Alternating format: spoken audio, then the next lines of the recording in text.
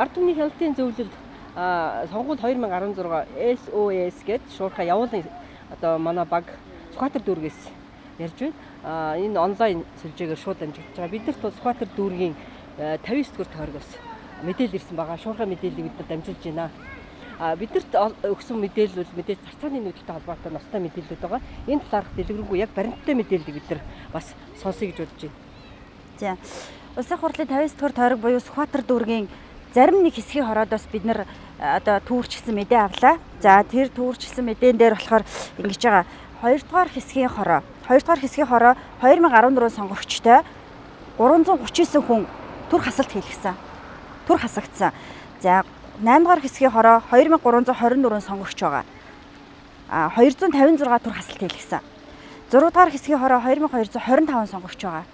За 352 түр хасагдсан. 5 дугаар хэсгийн хороо нь 2767 сонгогч байгаа. Тэгээд 439 түр хасагдсан. 7 дугаар хэсгийн хороо 2010 сонгогч байгаа. 485 одоо сонгогч түр хасалт хийлгэсэн. Тэгэхээр энэ базаад хэлдэ. Нийт одоо хэдэн хороо байна энэ дэр нэг 5 хороо, 5 хэсгийн хороо. Яг одоо 12 цаг 20 минут болж байна. Энэ яг авсан сүүлийн мэдээлэлээр нийт хэдэн одоо иргэн сонгогчд хасалт хийгдсэн байгаа. Зөвхөн энэ 5-аас л ихэд 1872 иргэн хасалт хийлгэсэн байна. Цаана хэдэн хороо? Ер нь бол хэсгийн хороо байгаа. Цаана 6 хэсгийн хороо. Зөвхөн Сүхбаатар дүүрэгтэй. 50 дугаар тойрогт багтах. Тий. Тэгэхээр сүүлийн үед бол иргэд сонгогчдоос ийм мэдээлэл ирээд байгаа л да. Ялангуяа Улаанбаатараас хөдөө рүү чиглэсэн их нүүдэл буюу зарцааны нүүдэл явж байна. Хөрсгөлөөс өчигдөр бидний ард түмний хяналтын зөвлөлт нэг мэдээ ирсэн. Тэр нь болохоор томоохон намуудад тухайлбал нэг нэр дэвшигчэд Улаанбаатараас бараг 2500 орчим энэ зарцааг одоо ирүүлсэн байна гэсэн гомдлууд ирж байгаа.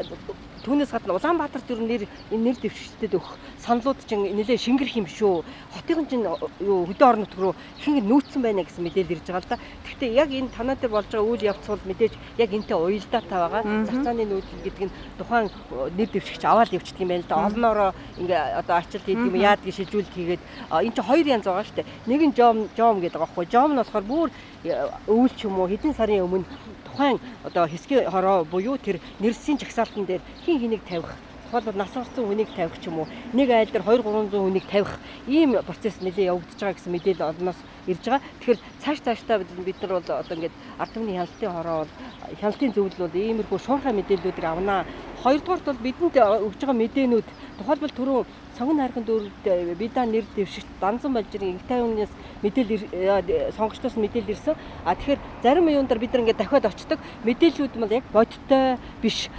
Дутуу харсан ч гэдэг юм эргэлзээтэй мэдээллүүдээр бид нар бас цаг зав их багтаа явж байгаа. Яг бодиттой баримттай нотлогой болсон утсаар авсан ч гэдэг юм уу эсвэл дуу хоолойг бичсэн тийм мэдээллийг бидэнд хэрэгтэй байна. Энэ бол цаг хожих хоёрдугаар бодит мэдээлэлээр тулгуурсан мэдээлэл олон нийтэд энэ сошиал орчинд ч юм уу энэ ярд иргэдэд өгөх нь бол хаана бидэнд хэрэгтэй байгааг цаашид одоо бид нар мэдээллийн энэ их үүсгүүрт анхаарж байгаамаа. Тэгээ үзэгч та бүхэндээ баярлалаа. Бид нар бол одоо ингэж мэдээж 10 минутын дараа ингэж дандаа шинэ мэдээлэлүүд өгнө.